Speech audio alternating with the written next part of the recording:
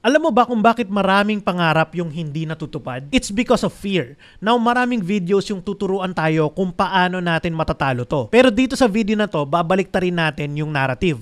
We'll discuss how to live life in fear and be anxious all your life. Context muna, I'm a fearful person and it messed up my life and it costed me a lot of opportunities, especially monetarily speaking. For example, I lost about 1 million pesos in possible earnings because of fear of following up, fear of not showing up, o kaya naman fear na hindi ko magagawa or matatapos or ma-accomplish yung project and so on. Another example, lagi ako napopromote sa work. But when I do, I would always resign after a few months because of my fear of being found out. Yun bang feeling ko madidisappoint ko yung mga taong nasa paligid ko at malalaman nila na hindi naman talaga ako magaling. And number 3, I sabotaged relationships because although I love people, I was afraid of trusting them. Hindi ako nag-open up, hindi ako naging vulnerable. And so fear messed up a lot of things and a lot of opportunities in my life as well. And I think this makes me credible in speaking on this topic kasi ang dami ko ng mistakes na nagawa. At kung gusto mo ring hindi maabot yung mga pangarap mo, panoorin mo to. Now, what is fear muna? Yung psychologist na si John Piaget, sabi niya, meron lang daw tayong dalawang klase ng fear na innate sa atin. Ito yung fear of falling at ito yung fear of loud sounds. All other fears except those two are learned. So, nade-develop lang natin yung mga fears na meron tayo. For example, ano ba yung kinatatakot mo? Bakit hindi mo nakukuha yung mga goals mo? Maaaring natutunan mo lang yan mula nung bata ka or somewhere along the way na-adapt mo siya mula nung bata ka hanggang sa ngayon. We develop the things that we're afraid of because sometime in the past, we did them, we attempted or we tried to do those, tapos nasaktan tayo dahil sa resulta o kaya naman sa reaksyon ng ibang tao nung ginawa natin yung bagay na yon. Now, you don't have to let fear control your life. But if you do, here are a few tips on how to be fearful. Tip number 1, paano ka mabubuhay in fear is to start your day afraid. Alam mo, how you start your day affects how your day goes. Kung paano ka nagsimula, naapektuhan nun yung buong araw mo. Pag maganda yung simula mo, magiging maganda rin yung araw mo. Pero dahil gusto nga natin maging fearful, gusto natin na i-make sure that we start our day by reviewing everything that makes us afraid, di ba? And the things that worry us. Kailangan natin i-review yon. Una pa lang, first thing in the morning, dapat yun na yung iniisip natin. Meditation and worrying are the same thing. They just differ in application. For example, yung meditation, you think about and dwell on the positive things. You dwell on the things that makes you relax. For example, your breathing, counting numbers, and so on. On the other hand, yung worry naman is about dwelling on the negative things. Ito yung mga nagdadwell tayo sa past na mga mali nating nagawa, sa future, ano yung mga mangyayari, yung mga takot natin, uncertainties natin, at marami pang iba. And for you to live in fear, you have to make sure to focus on the things that you don't want to happen. In other words, kailangan mag-worry ka ng mag-worry para fearful ka lang. Tapos, gawin mo ulit yun kinabukasan. Do it again tomorrow and then the day after that and the day after that and so on. Until it becomes a habit. Kapag naging habit mo na yung pag-iisip ng mga pangit na bagay na pwedeng mangyari sa isang araw, mas magiging madali na mabuhay tayo in fear. Madali nang mabuhay tayo with anxious thoughts and feeling anxious sa mga bagay na mangyayari or mga nangyari sa buhay natin. Tip number 2, for you to live in fear, let things stay in your head. Alam mo yon, you continue to imagine the worst case scenarios and what other people will say and how you would feel inside your mind. Kailangan nasa isip mo lang yan. Huwag mong ilabas. Huwag mong i-pour out. Huwag mong i-share sa ibang tao. Hayaan mo lang na nasa isip mo yung mga bagay na yan. Bakit? Kasi kapag nasa isip mo lang yan, it amplifies what you're afraid of.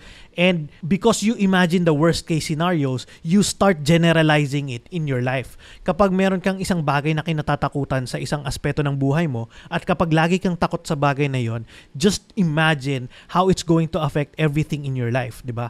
It's going to negatively start affecting the things and the other aspects of your life. So, kung gusto mo na mabuhay ka in fear and gusto mo na afraid ka lang lagi, let things stay in your head. Hayaan mo lang mag-ipaikot-ikot dyan yung mga negative thoughts, yung mga anxious thoughts, di ba? You also don't have to identify specifically ano yung kinakatakot mo. Kasi kapag in-identify mo specifically ano yung kinakatakutan mo, nalilesen nito yung fear mo, nalilesen nito yung effect kung bakit ka natatakot dun sa bagay na yon. Especially kapag ginawa mo to sa papel, kapag sinulat mo yung bagay na yon. Kaya wag na wag mong gagawin, wag na wag mong isusulat yung mga bagay na kinatatakutan mo sa papel. At lalong-lalo na, wag mong i-try i-analyze yung mga sinulat mo sa papel. Bakit? Kasi kapag sinulat mo sa papel yung mga bagay na kinatatakutan mo at in-analyze mo kung bakit ka natatakot doon, binasa mo, ni-reflect on mo, pinag-isipan mo yung mga bagay na yun, mababawasan yan yung chances na mabubuhay ka in fear.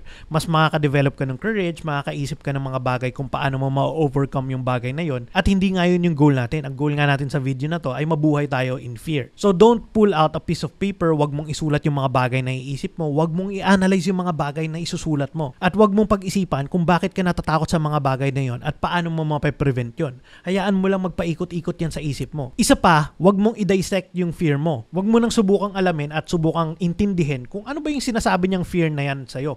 Kasi every fear that we have is trying to prevent us from experiencing something that we're afraid of. Let's say, for example, gusto mong ma-promote pero natatakot ka na humingi ng promotion sa boss mo. Kapag tinanong mo yung sarili mo, what is this fear trying to prevent? Sasagutin ka niya. Maaring may isip mo na pine-prevent ka lang niya na masabihan ng boss mo na hindi ka naman talaga magaling o ma-reject ka ng boss mo and so on. At kapag tinanong mo sa sarili mo yun, kapag dinisect at in-analyze mo yung mga mangyayari or yung cost ng fear mo, pwede ka makaisip ng mga bagay na makakapag-prevent sa'yo para mangyari yun. So balikan natin yung example na takot ka mag-ask ng promotion dahil nga feeling mo sasabihan ka ng boss mo na hindi ka naman talaga magaling. Now kapag sinulat mo yun at in-analyze mo yun, pwede mong maisip na planuhin kung paano mo ipapakita sa boss mo yung strengths mo, yung mga accomplishments mo sa work at may encourage ka na humingi ng promotion. Kasi nga makikita mo na worth it naman yung promotion na ibibigay sa'yo. Kaya wag mong gawin yun. Another example, let's say na gusto mo na mag-resign pero natatakot kang mag-resign. Kapag hinayaan mo lang yan sa isip mo,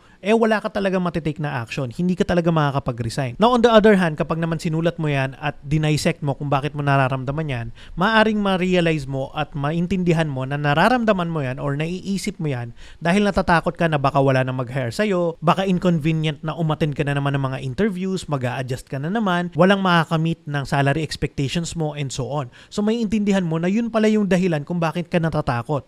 At kapag naintindihan mo yun, mas mape-prevent mo yung bagay na yun from happening. For example, makakaisip ka ng mga ideas like improving your resumes, ask for work from home, you can be firm and decide to be firm on your salary and you can prepare some savings and so on. Now, because we want to live in a fearful and anxious way, dapat hindi mo gawin yan. Dapat hindi mo pag-isipan and just let it stay on your mind. Pangatlong bagay na pwede mong gawin to continue living in fear and living with anxious thoughts is to continue to doubt yourself. As you know, doubt fuels fear because it robs us from the things that we can do to make our situation better. Kapag iniisip mo na wala kang kayang gawin sa isang sitwasyon at wala kang pwedeng gawin para mabago or ma-improve yung isang sitwasyon, wala na talaga. Hopeless ka na talaga. And that's the dream, di ba? Ang dream natin ay maging hopeless. Ang dream natin ay wala na tayong magawang maganda sa buhay natin. So if you want to continue living in fear, that's the way to do it. You have to continue doubting yourself. Pangalawa, you have to indulge in negative self-talk. Alam mo yun, i-criticize mo lagi yung sarili mo. Lagi mo ikumpara yung sarili mo sa iba para lagi ka lang fearful, lagi ka lang afraid, lagi ka lang feeling mo worthless ka, incompetent ka, and so on. Tapos makinig ka rin sa inner critic mo. Yung lagi kang sinisipa. Ito yung mga bagay na sinasabi mo sa sarili mo that kicks yourself down, di ba? Yung minamaliit mo yung kaya mong gawin, iniisip mo na wala kang kwentang tao, and so on. Yan yung secret para maging fearful ka lang sa buhay mo. You also have to ask this empowering question. Parang, sino ba ako para gawin to, di ba? Parang, bakit ako mag-a-apply sa work na yan? Hindi ko naman kaya yan. Bakit ako mag-a-ask ng promotion? Hindi naman talaga ako magaling, di ba? What if I fail? Bakit ako magsisimula ng negosyo? Paano kung maubos lang lahat ng ipon ko tapos hindi naman mag-succeed yung negosyo? Anong sasabihin ng ibang tao, di ba? Lagi mo lang itanong sa sarili mo yan. Kasi yan yung mga secret para mabuhay tayo in such a way that we are fearful at wala tayong nagagawa na productive para sa buhay natin. At syempre, yun din yung secret para malimitahan yung potential natin at hindi tayo makagawa ng way para maapektuhan ng positively yung mga taong mahal natin sa buhay, di ba? Tip number 4 on how to live in fear, don't do any action. Bakit? Kasi action beats fear. So don't try to act or don't try to do anything that would dissipate your fear.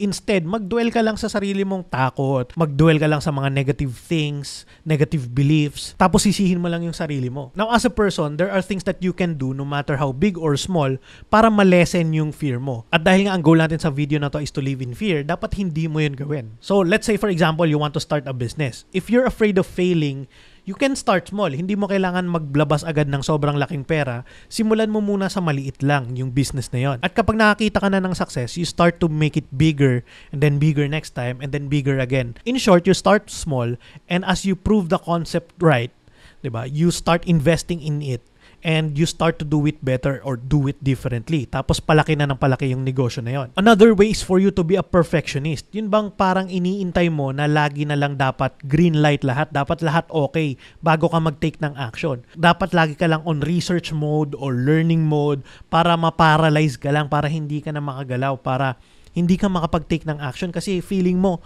lagi ka pang dapat may matutunan, kulang pa yung alam mo. Dapat ganyan lang yung feeling mo para maging successful ka in living a fearful life. And tip number 5 is to run away from fear.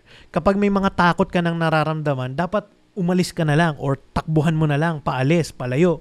Diba? Because the thing is, when you face your fears, it shrinks. But when you run away from your fear, you shrink. So mamimili ka lang. Do you want your fear to shrink or do you want yourself to shrink? At dahil nga ang goal natin, again, dito sa video na to, ay maging fearful tayo, you have to run away. Just run away. Wag mo nang isolve yung problema mo. Wag mo nang isolve yung fear. And just let yourself shrink into oblivion. That's the secret, di ba? Instead of training your courage muscles to become stronger, isik mo na lang yung comfort zone mo. Wag mo nang i-expand. Okay ka na dito, di ba? Okay na yung current life mo. Wag ka na mangarap, di ba? Ayan yung secret kung paano tayo mabubuhay with fear and anxiety in our heart, in our life, di ba? With an attitude of worry, anxious, alam mo yun, nung wala tayong ma-achieve na something na maganda sa buhay natin, hindi tayo magiging productive. Now, let's say that you want to stop living in fear and be courageous instead, no? Let's just say that for the sake of argument, ang goal natin is to have the courage to pursue our goals, to pursue our dreams, to do something of ourselves, and to bring something out from ourselves that would outlast us. You know, a lasting legacy, something good that you can offer to other people, na pwedeng bayaran ka nila at pwedeng lumaki yung income mo, pwedeng makaranas ka ng financial freedom at marami pang iba. The first thing you can do is to identify what you're afraid of. Remember, kapag pinpoint natin yung fear natin, it's easier to confront it. It's easier to dissipate it. It's easier to overcome it kapag alam natin yung pangalan ng fear na yun at kung bakit natin siya nararamdaman. Once you evaluate your fear, tanungin mo yung sarili mo, i-evaluate mo. Is it something within your control or not? Can you do something about it or no? If that's something outside of your control, something na wala ka nang magagawa, you have to learn to accept it. If it's something you can influence, then you have to prepare, you have to plan, you have to do something about it. Kasi kaya mo yan eh. Meron kang kayang gawin para mabago yung sitwasyon mo. Number 2, you have to face your fears by thinking of some type of an action that you can do to face your fears. You have to identify what's the worst thing that can happen so that you can prepare for it and then think of ways on how you can prevent it from happening. Sabi nga sa Joshua 1:9 ng Bible, di ba? Have I not commanded you? Be strong and courageous. Do not tremble or be dismayed, for the Lord your God is with you wherever you go. So if you want to stop living in fear, you have to have the courage to face it. Bakit? Kasi courage is not the absence of fear. Rather, it's doing the thing that you're afraid of even when you're afraid of doing it. Kahit na nakakaramdam ka ng takot, you still have to do it and you're still willing to do it. You're still willing to put yourself on the line. You still choose to go through with the experience para lang magawa mo yung bagay na yun at para ma-overcome mo yung fear na yun. Because the more you do it, the more your courage muscles become stronger and eventually, magiging normal ng bagay yun para sa'yo. For example, nung nagsastart ako sa public speaking, sobrang takot akong magsalita sa harap ng maraming tao. Pero the more I did it, the more I do it, the more repetitions I put in, the more I practice, the more it became normal for me. At eventually, naging enjoyable na siya sa akin. And hindi nga lang naging enjoyable eh. In fact, naging career ko din siya at one point or another. So just keep on doing it. Even when you're afraid of doing it, isipin mo na hindi ka naman mamamatay because of that fear. Pero pwedeng mawala yung potential mo. Pwedeng hindi mo ma-realize yung full potential mo because you're letting that fear stop you. And last tip, number 3, to stop feeling afraid is to put your trust in the Lord. Sabi sa Proverbs 3, 5, and 6, trust in the Lord with all your heart and do not lean on your own understanding. In all your ways acknowledge Him and He will make your path straight. If you put your trust in the Lord, siya yung gagawa ng mga bagay na hindi mo kayang gawin. And that is like 99% of the things that are happening in our life is outside of our control. We can just control a small portion of it. And when we put all of our trust in God, that's when He can start working not just in us, but through us. Doon niya tayo sisimulang gamitin para mapalabas yung totoong potential natin at makagawa tayo ng something that would glorify Him. That's it for me. If you learned something from this, click the subscribe button. And as always, just conquer today.